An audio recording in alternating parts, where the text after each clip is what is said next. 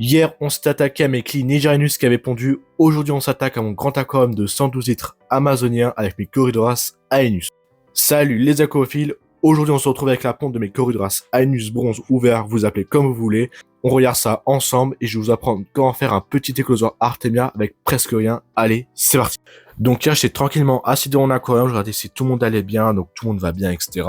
Et là, je vois une grappe d'œufs de Corydoras accrochée à la vitre. Je suis choqué, paniqué, heureux à la fois, car ça faisait 1 an que c'était de reproduire, j'y arrivais pas. Là, j'ai réussi à la reproduction, je suis hyper content maintenant à voir jusqu'à où l'alvin va éclore. Bon, ça on en reparlera après. Donc, j'étais très paniqué parce que j'avais peur que les Corydoras et les Ramirezi les mangent, car c'est des poissons qui ne vont pas protéger la ponte comme les Ramirezi, contrairement à eux. Donc, je les ai directement enlevés avec une petite lame de cutter pour faire très attention, et je les ai isolés dans une autre petite boîte avec un petit buller pour aérer les œufs. Donc voici les petites Corydoras, il y en a 5, j'en avais 6, mais il y en a un qui a éclaté avec la lame de cutter sans faire exprès. Faites vraiment attention quand vous faites ça.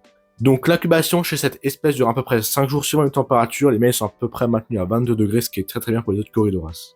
Donc je vais vous montrer comment faire un petit écloseur Artemia, parce que les Corydoras ont mangé presque que ça à la naissance.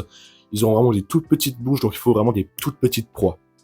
Donc vous avez besoin d'une petite boîte, là c'est une petite boîte Action, ça marche très bien, le petit sera le meilleur. Donc là vous prenez le couvercle, vous allez faire 2 trous dedans avec une petite perceuse ou quelque chose qui pourrait percer. Donc un gros trou et un petit. Donc dans le gros vous allez mettre le câble du buller, donc avec une petite pierre pour éviter soit d'avoir trop d'éclaboussures. Moi j'en ai pas forcément mis, ça marche très bien sans. Et le petit pour faire une petite aération sans que trop d'eau s'évapore.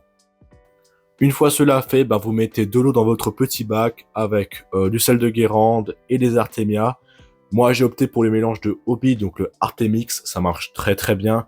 Une cuillère ça suffit largement, vous aurez énormément de Nopi d'Artemia et le sel suffira largement pour les maintenir. Donc vous n'avez pas non plus besoin de grand chose.